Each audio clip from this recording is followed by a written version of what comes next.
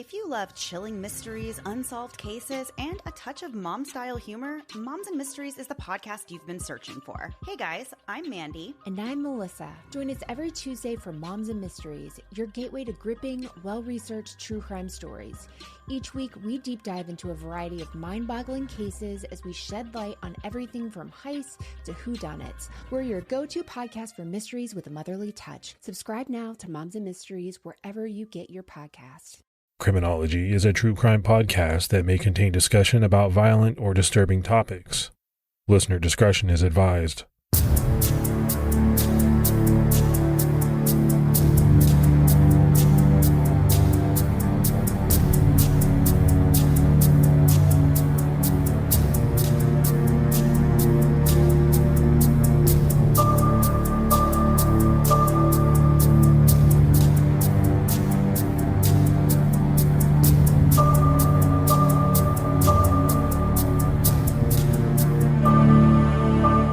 Hello, everyone, and welcome to episode 132 of the Criminology podcast. I'm Mike Ferguson.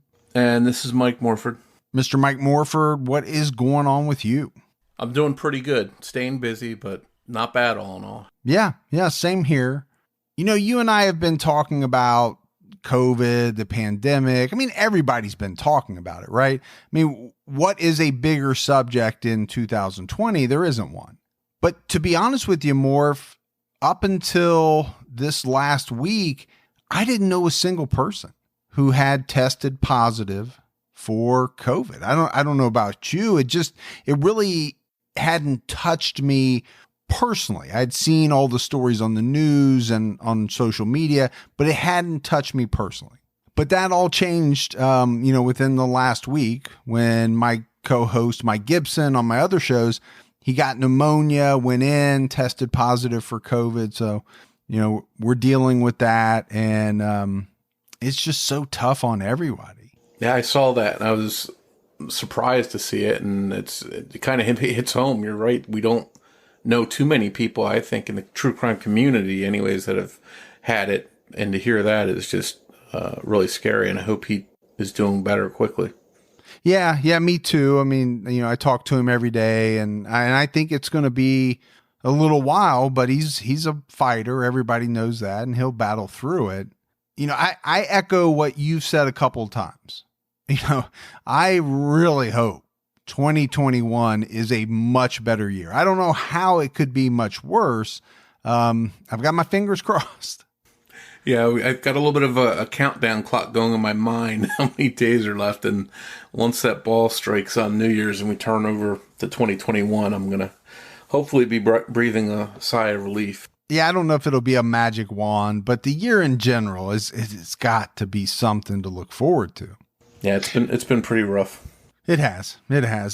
We have some great new Patreon supporters. So let's give some shout outs. We had Lisa Cura, Kyle Laterno, Sarah Jones, Alexis Mixon, Gwen Lindy, Raja Lannis, and Joe Farrar.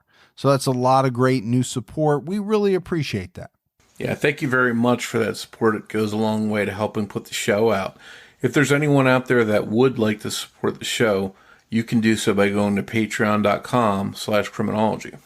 So the other thing about 2020, Morph, is I think everybody's getting to the point where they're done with being stuck in the house. We've missed out on a lot of things this year.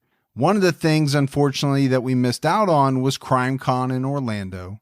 But CrimeCon is hosting an all-virtual event on November 21st called CrimeCon House Arrest. It's going to be filled with lots of great guests and content. If anyone out there wants to attend, Criminology listeners can save 10% on their passes by using promo code Criminology 2020 at checkout when you go to crimecon.com. I think it's going to be interesting. You and I teased it either last week or the week before. We still don't have all the details on it, but I think it'll be interesting for true crime fans. Yeah, I think right now people are just looking for any kind of outlet, and that's a little bit of taste of what we're used to. All right, buddy, all that out of the way. It's time to jump into this episode, and I'll say right up front, it's a pretty violent one. Some of the details may be hard for some to hear, but we have to discuss them to really demonstrate how brutal the crimes were and how dangerous the person was that committed these crimes. In January 1984, a series of brutal attacks and murders in the Aurora, Colorado area caused citywide panic and remained unsolved for over 30 years. That was until 2018 when DNA linked an incarcerated man to the crimes.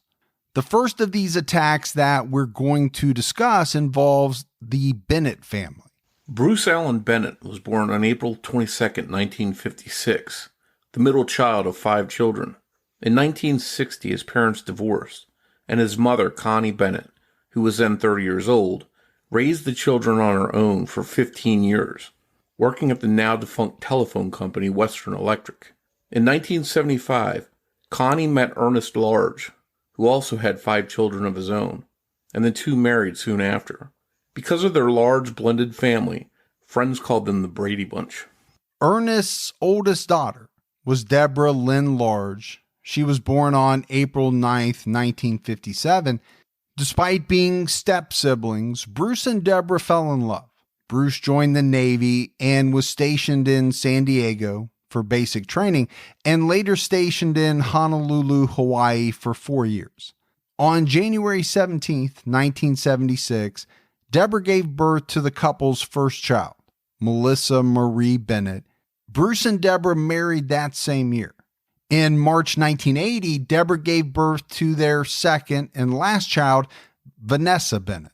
After Bruce's time in the Navy ended, the couple moved back to the Denver area and bought a split-level home on East Center Drive in Aurora. At the time, the neighborhood was new and only about a mile east of the Aurora Mall and close to elementary schools and parks. It was an ideal place to raise a family. Both Bruce and Deborah worked at a furniture store owned by Connie Bennett's brother in lower downtown Denver. Deborah handled the inventory paperwork. In addition to his work at the furniture store, Bruce was also a staff sergeant in the reserves at Buckley Air Guard Base. Deborah loved to entertain guests in their home. She was outgoing and friendly to everyone. Bruce was quiet, but the type of person who would do anything for anyone in need of help. Their oldest daughter, 7-year-old Melissa, was an excellent student who cared about the kids in her classroom. On Sunday, January 16th, 1984, the Bennett family had a small party that night to celebrate Melissa's 8th birthday the following day. It was a cold winter night, and temperatures sank into the single digits, and snow covered the ground.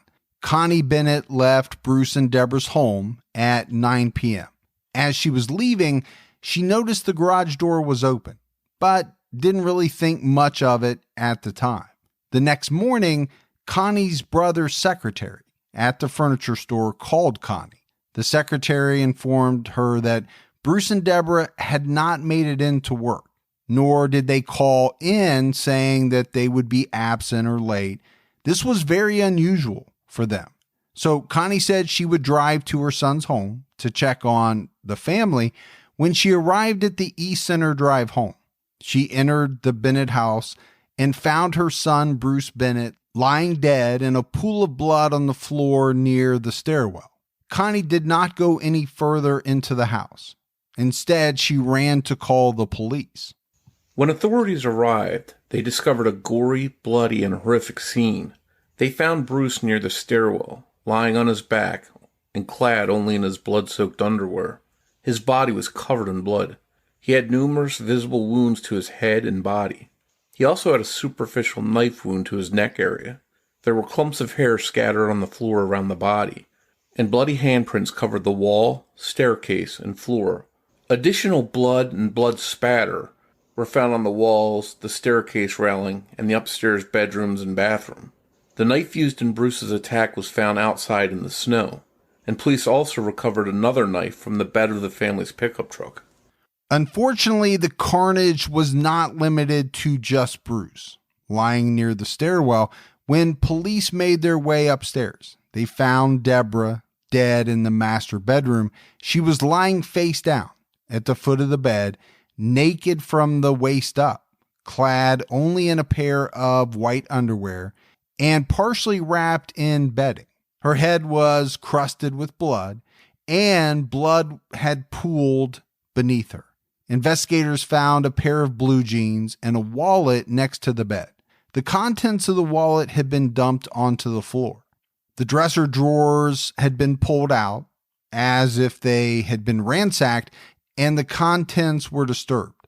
The nightstand next to the bed also had all of its drawers pulled open. A human tooth was found on the floor next to the dresser. Horrifically, police found young Melissa Bennett naked from the waist down with her legs spread and lying face up on the floor at the foot of 2 twin beds in the northeast bedroom.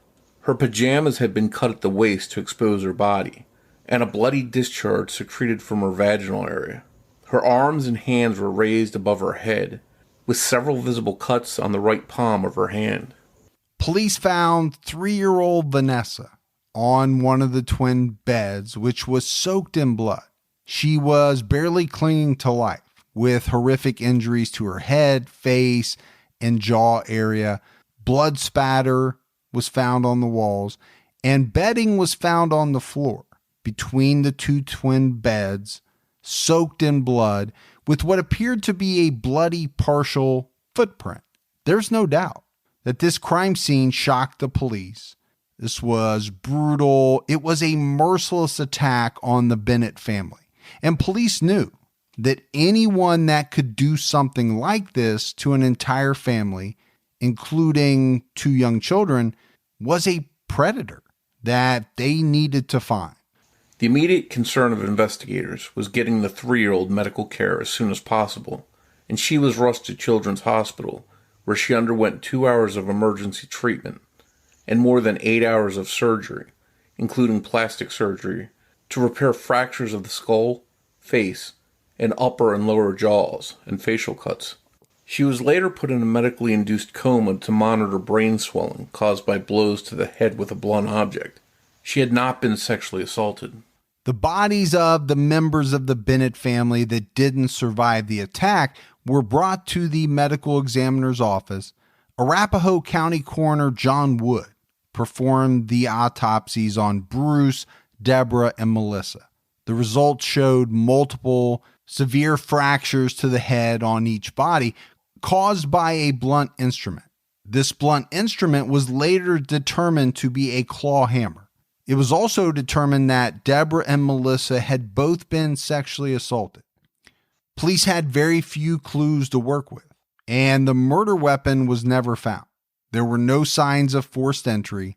Police theorized that the killer most likely entered the residence through the open garage door and surprised the victims.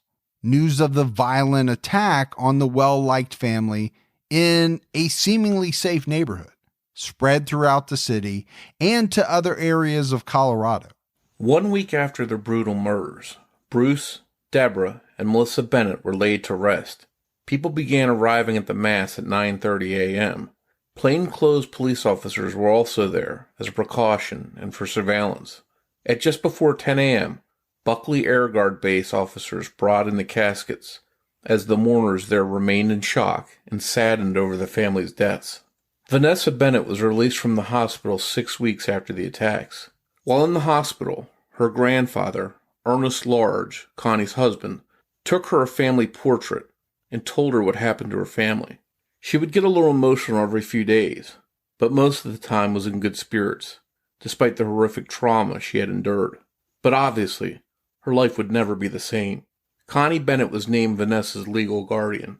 Vanessa celebrated her 4th birthday in March 1984 with about 40 friends and family members. 2 police cars were parked on the street outside. At her party, Vanessa showed little sign of the partial paralysis in her left arm and leg. However, her facial scars would remain forever. When there wasn't a quick arrest in the Bennett family murder case, residents in the Denver area began to panic. Gun sales and security alarm sales rose dramatically in the days following the killings. The community was worried that a predator was moving amongst them, And as investigators continued digging into the murders, police quickly realized that indeed a predator had been stalking Denver's suburban neighborhoods for weeks, and they connected the Bennett murders to other similar crimes that had occurred in the preceding weeks. At 2:30 a.m. on January 4th, 1984, 22-year-old James Hobbinschild and his 21-year-old wife, Kimberly, were attacked and struck in the head with a hammer in their home on Moline Drive in Aurora. A man had entered their home through their open garage door. The hammer was later found on a dresser in the house. Thankfully, James and Kimberly survived the attack and told police that a man, who they thought was a black man, had attacked them. But because of the sudden and surprising attack, the couple wasn't able to give much more of a description. 5 days later, on January 9th, 1984, 28-year-old airline attendant Donna Dixon, who is now Donna Holm, was attacked in her home's garage in the 100 block of South Eagle Circle. After pulling into her garage, her attacker struck her in the left temple, tore her clothes off, and raped her on the garage floor. A hammer believed to be the weapon was found at the scene. The contents of Donna's purse were dumped onto the garage floor, so robbery was considered a possible motive for the attack. Donna survived this brutal assault, but it took weeks of hospitalization for her to recover. The very next day, January 19th, the hammer man struck again. 50-year-old Patricia Louise Smith had recently helped her daughter, Sherry Letton, and Sherry's 2 children relocate to the Denver area from Nebraska.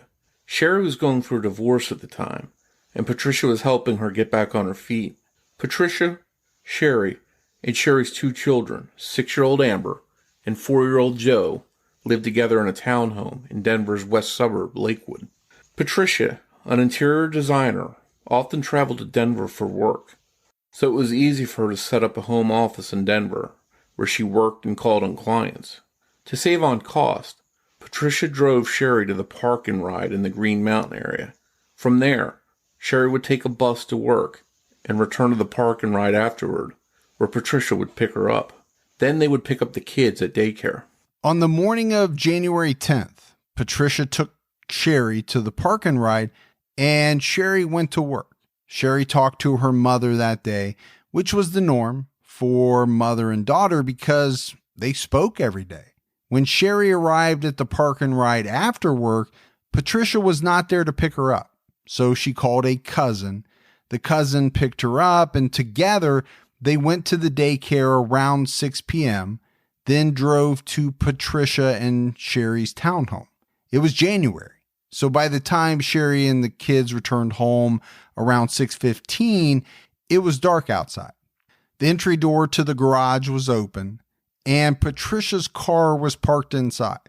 Sherry looked up towards Patricia's bedroom window, where she could see a television's flickering light. No other lights, though, were on in the home. At that moment, Sherry had a dreadful feeling.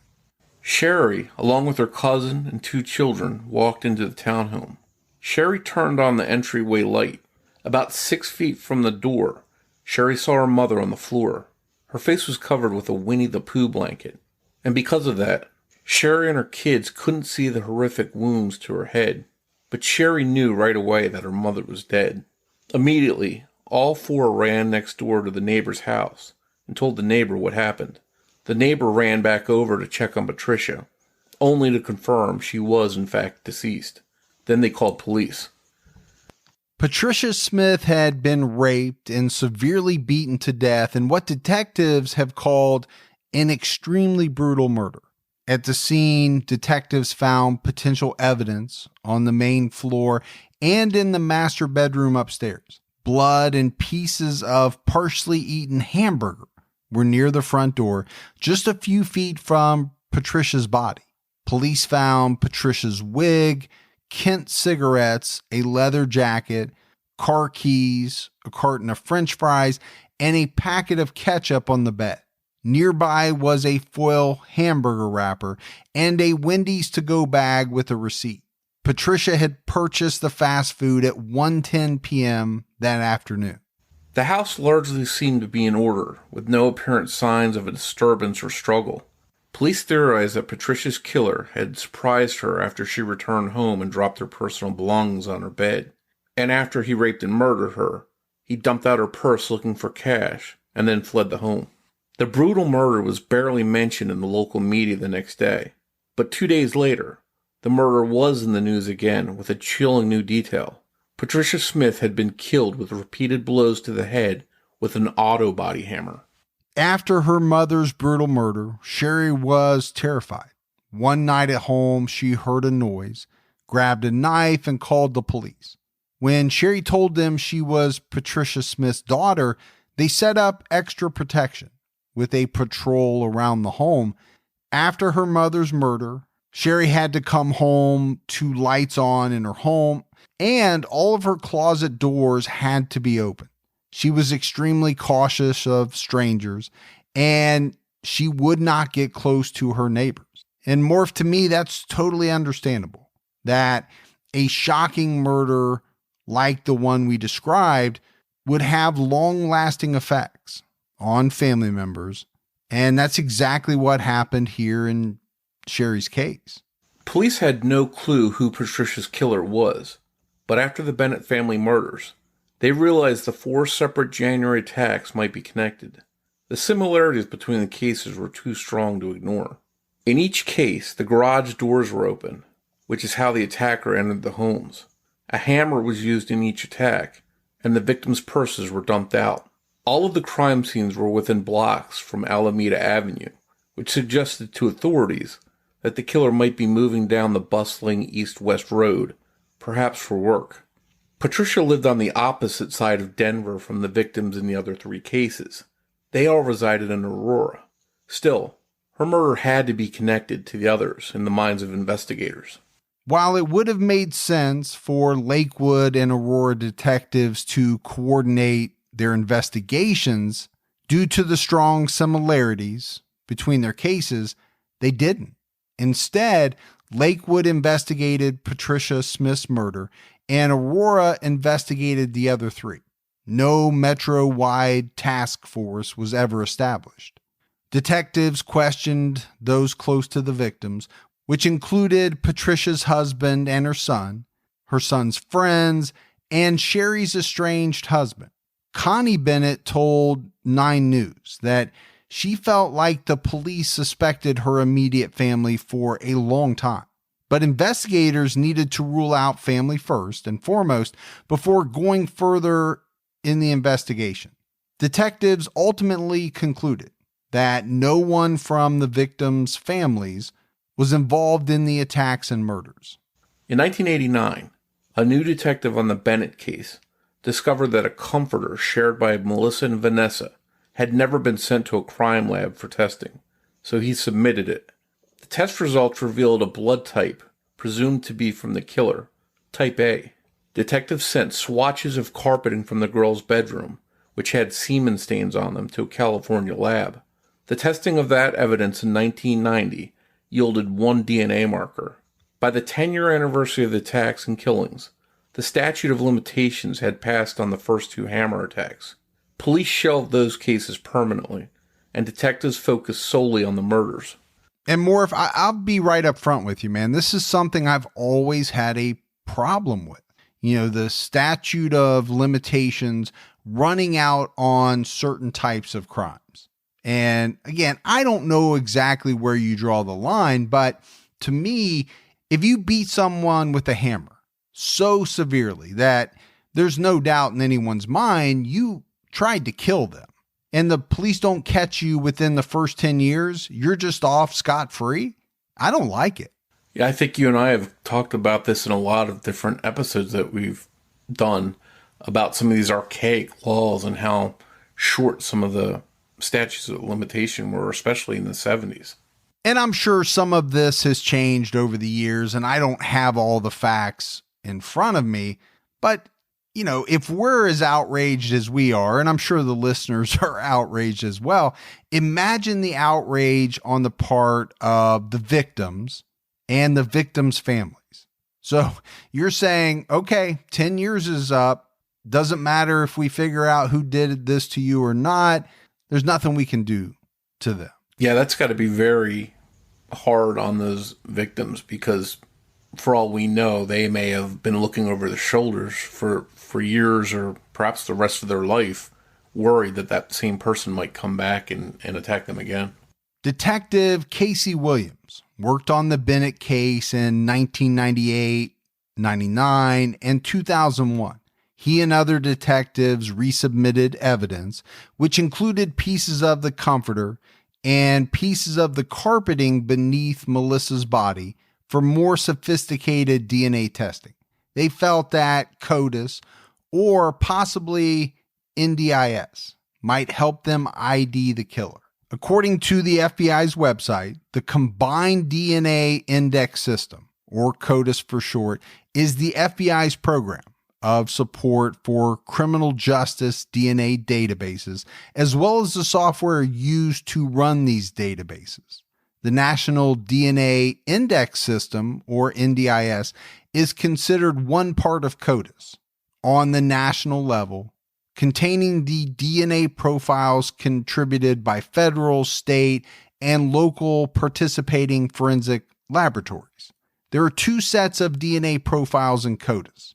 One set is from known offenders and arrestees, people behind bars for serious crimes. The other group is called forensic profiles. DNA profiles from evidence left behind, like blood or semen, that hasn't been linked to a specific person. Today in CODIS, there are more than 17.6 million profiles of known offenders and arrestees, and nearly 1 million more unidentified genetic fingerprints from crime scenes. Colorado investigators discovered a piece of evidence that had DNA on it. Although what that evidence was hasn't been disclosed, a full DNA profile was developed from it, and it was entered into the DNA databases, but didn't produce a match. That DNA profile led to Detective Williams in the spring of 2002 to draft an arrest warrant for the unidentified man who killed the Bennetts and severely injured Vanessa. The warrant listed 17 separate charges, starting with 6 counts of first-degree murder, 3 counts alleging the slayings of Bruce, Deborah, and Melissa were premeditated, and 3 alleging they were killed during the commission of another felony. A judge signed the warrant the next day. While the DNA profile was an absolute identification of the killer, investigators still had no name, and they didn't know if the same man had killed Patricia Smith. 7 years passed, and in 2009, Lakewood detectives launched new testing in Patricia's case of a piece of carpet taken from underneath her body that had semen on it. The findings resulted in a press conference that brought Connie Bennett's and Patricia Smith's families together. Authorities revealed that a DNA match was established between both homicides, and that, as suspected, the same killer was involved in both crimes. However, the new information did not lead to a suspect, and there were no witnesses in the homicide. In 2015, a law enforcement official, on the condition of anonymity, released details to the Denver Post that he believes should have been publicly shared years before as part of the effort to find the killer. The man was referring to additional evidence found in the Bennett case. According to the Denver Post, when the unknown killer lifted little Melissa's blood-soaked body from her bed, letters embroidered on the killer's shirt were transferred in blood onto Melissa's pajama top. Investigators believe the blurred letters likely identified the killer's name or the place of employment. The prosecutor and cold case detectives opposed the release of the evidence and would not confirm nor deny information on it.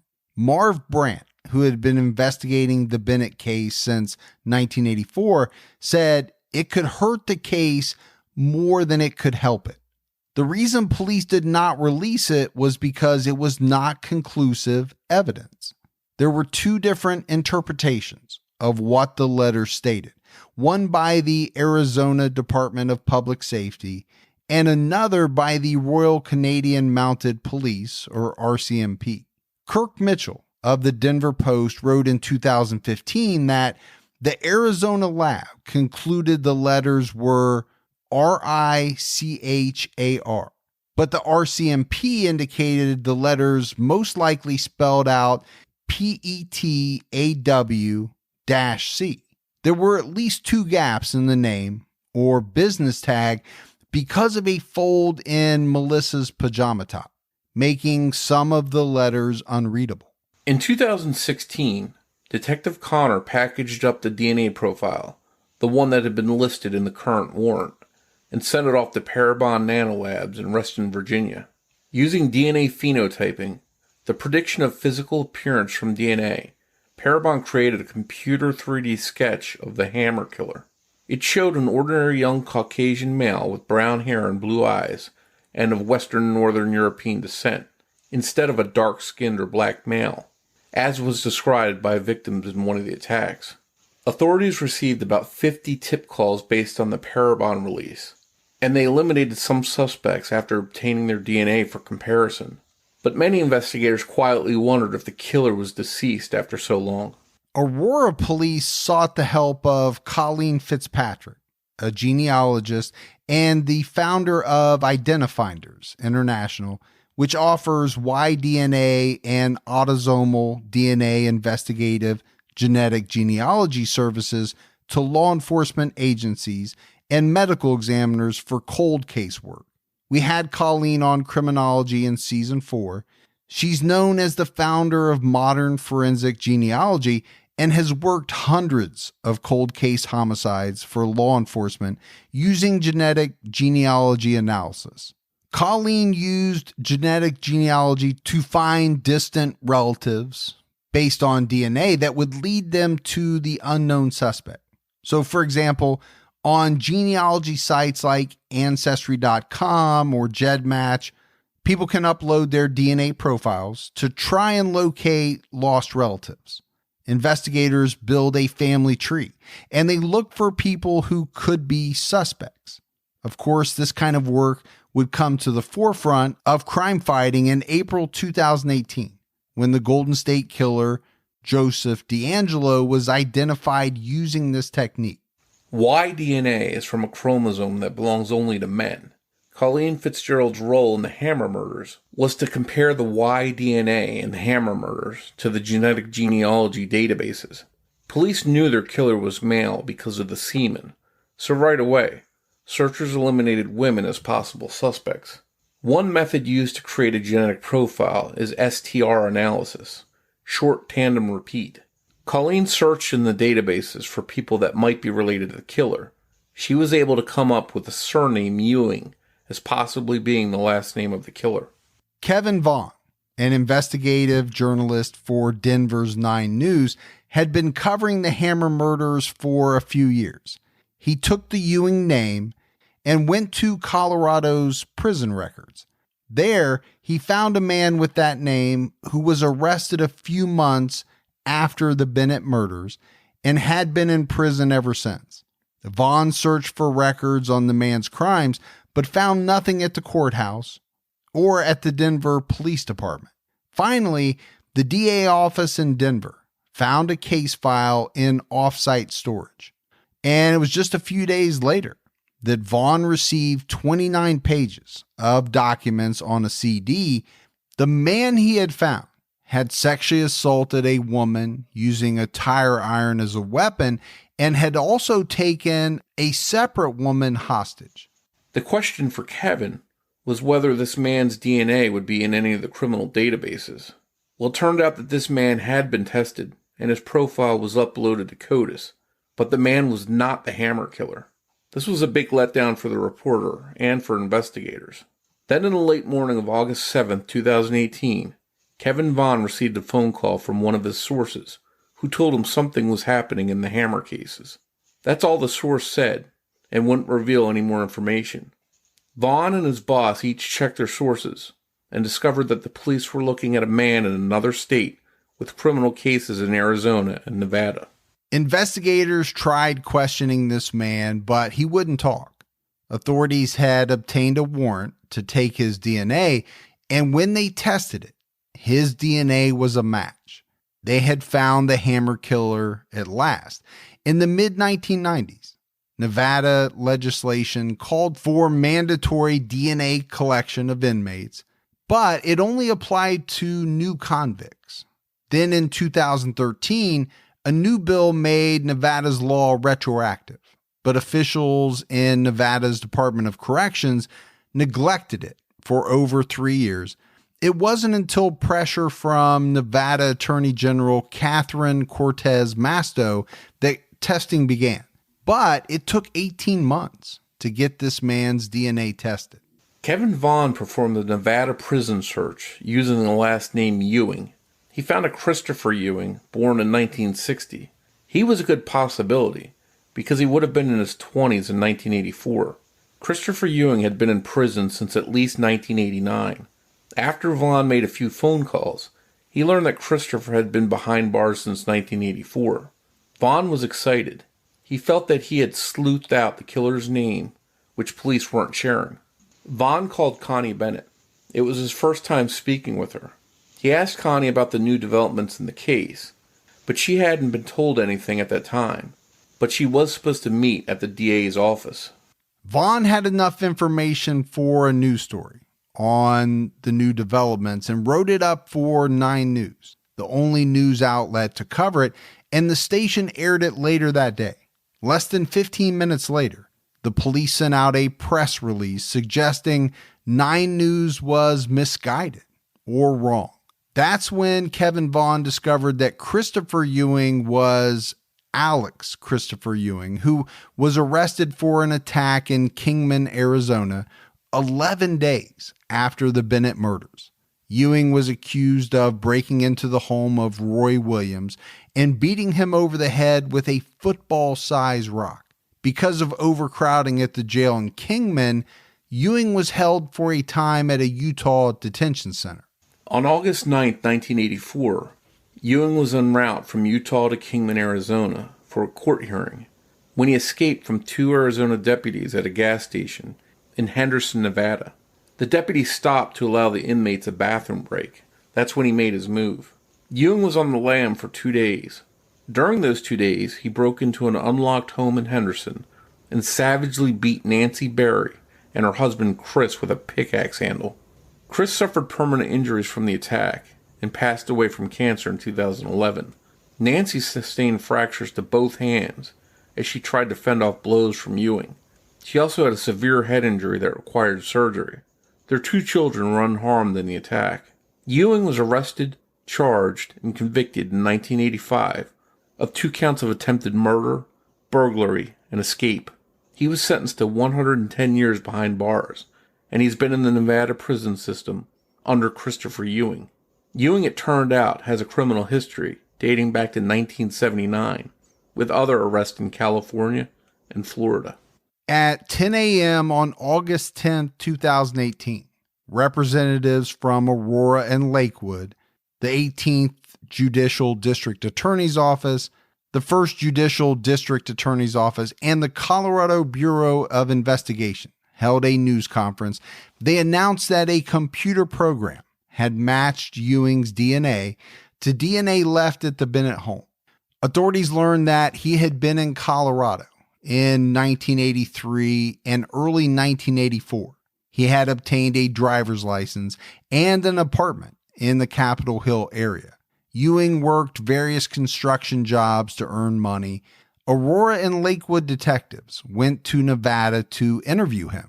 When police told him his genetic fingerprint matched to the Patricia Smith crime scene, he said there had to be a mistake, but then he refused to answer any additional questions. Armed with a warrant, investigators swabbed the inside of Ewing's mouth to obtain their own DNA samples. Those samples were later confirmed to be a match for the killer. Alexander Christopher Ewing was charged with 4 counts of first-degree murder and 2 counts of committing a crime of violence in the murder of Patricia Smith. One of the murder counts accused Ewing of killing Patricia after deliberation. Each of the 3 other murder counts alleged that he killed Patricia while committing another crime: robbery, burglary, and sexual assault. According to 9 News, under Colorado's felony murder rule, A person can be charged with first-degree murder for killing a person in the commission of another crime. The 2 counts of committing a crime of violence are both sentence enhancers. At that point, Arapahoe County prosecutors had not charged Ewing in the Bennett case, but they still had the 2002 arrest warrant that listed the 17 separate charges we mentioned earlier in the episode. In December 2018, a judge ordered Alex Christopher Ewing to be extradited to Colorado to face charges in the Hammer murders, but Ewing fought extradition for a year and a half, until late February 2020. He made his first court appearance in Colorado, in Arapahoe County on March 2nd. In June 2020, a judge said there was sufficient evidence to send Ewing to trial in the Patricia Smith case, after defense attorneys questioned the state of physical evidence linking Ewing to Patricia's murder. On September 1st, 2020, Ewing was back in court in Jefferson County, where Judge Russell set his bail at $1 million. In Arapahoe County, Ewing faces 6 counts of first-degree murder in the Bennett killings, 1 for each of the victims, alleging he killed them after deliberation, and 1 for each of the victims, alleging he killed them while committing another felony. Additionally, Ewing has his unfinished sentence in Nevada. He was scheduled to return to court on October 8th in Arapahoe County and November 6th in Jefferson County. But Morf, we just really couldn't find any information on how the October 8th hearing went or if it happened at all. It's quite possible that it was postponed due to the COVID-19 pandemic. Lawyers on both sides have been in a long-running dispute over Ewing since July 2018, and his defense attorney has repeatedly delayed hearings for one reason or another. He also appealed Ewing's extradition to Colorado, but it's unclear when the court will rule on it. No trial date has been set. In 2019, Kevin Vaughn of 9 News created and recorded a 5-episode podcast called Blame, The Fear All These Years, where he covered the Hammer attacks and murders. As we mentioned earlier, after the brutal murders of her family, Vanessa Bennett was raised by her grandmother, Connie Bennett. Doctors were unsure in 1984 if Vanessa would live a normal life. Due to the injuries she sustained, she had been in a coma, and her jaws had been wired shut. She had tubes in her nose to eat, and she had some paralysis. Vanessa had braces on her legs and went through physical therapy. She had to relearn basically how to do everything. Doctors thought at the time that she most likely would be in a wheelchair for the rest of her life, but she's not. Vanessa has damage to the frontal lobes of her brain, which regulate emotions, impulse control, judgment, and problem solving. At the age of 13, Vanessa took piano and dance lessons and played the trumpet in the school band. She still had the shunt surgeons placed in her head to drain fluid, and she was a little weak on her left side. Connie tried to make life as normal as possible for Vanessa, but Vanessa longed for a normal family life like her friends had. Connie spoiled Vanessa and took her on trips to Costa Rica and Italy. During her school years, Vanessa was severely bullied by kids at her school. They often called her Scarface and Hammerhead. In high school, Vanessa skipped classes. She turned to drugs, ran away from home, and ended up spending time in both a psychiatric facility and a group home. She had years of bad relationships and drug addiction. She ran with the wrong crowd, but they never judged her. This was all information that Vanessa gave to Kevin Vaughn for his podcast. She also told Kevin that Ewing killed the person she could have become when he killed her family. Today, Vanessa is 40 years old and lives in Tucson. She is a recovering drug addict. Connie Bennett is in her 80s and still resides in the Denver area, even though there has been an arrest in her family's murders. Connie said she would never have closure. Every single day, she thinks about her son, daughter-in-law, and oldest granddaughter. So Morf, we said it right up front. This was a series of brutal cases that were dubbed the Hammer killings, the Hammer murders. They went unsolved for a long time. And you and I see a number of cases like this.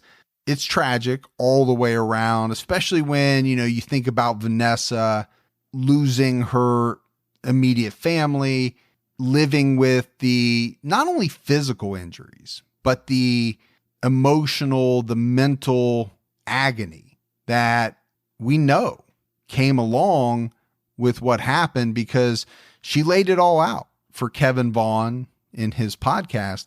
It seems to me that police have a person in custody in Christopher Ewing that is going to have a hard time getting out of the charges he faces in these murders, based on the evidence that we know they have. And I'm sure they have even more that they haven't disclosed.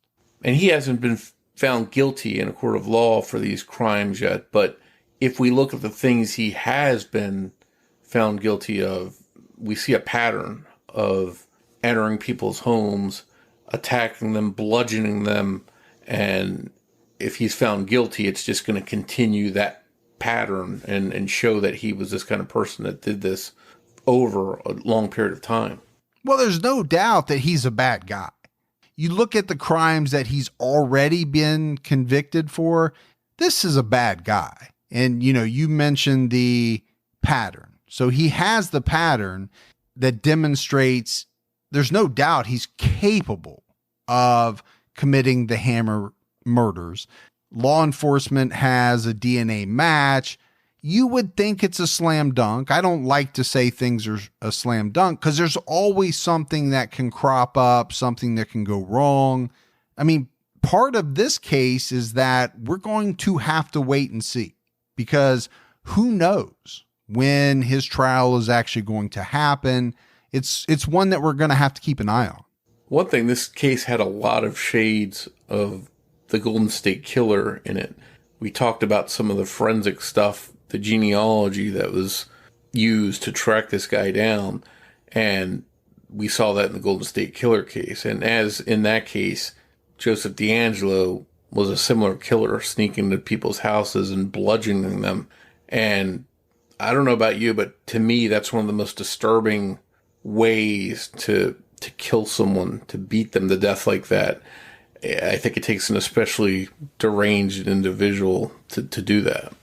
I would agree with you. And I would also throw in the element that it's happening in your own home, right? That place where you're supposed to feel safe. You should feel safe. You should be safe. And to think that, somebody violates that safety by breaking in and then they murder you, that's scary. That should be scary to everyone. Thanks goes out to Debbie Buck at truecrimediva.com for writing and research assistance in this episode. As always, if you love the show, but you haven't done it yet, go out, give us a 5-star rating. You can leave a review if you want, but keep telling your friends about the podcast. That word of mouth goes a long way, and it doesn't cost a thing. If you'd like to find us on social media, we're on Twitter with the handle @CriminologyPod. You can also find us on Facebook by searching for Criminology Podcast, or by joining our Facebook discussion group, Criminology Podcast Discussion and Fans. So that's it for the case of the Aurora Hammer murders. Extremely violent cases, all of them. And there's no definitive ending at this point in time, but I think more if you would agree, the signs look good that law enforcement have the right individual, the correct individual. He's innocent until proven guilty, but it seems like the evidence is stacked up against him. Yeah, we'll have to watch and see where the case goes. Morf and I will be back with all of you next Saturday night with a brand new episode of Criminology. So until then, for Mike and Morf, we'll talk to you next week. Take care, everyone.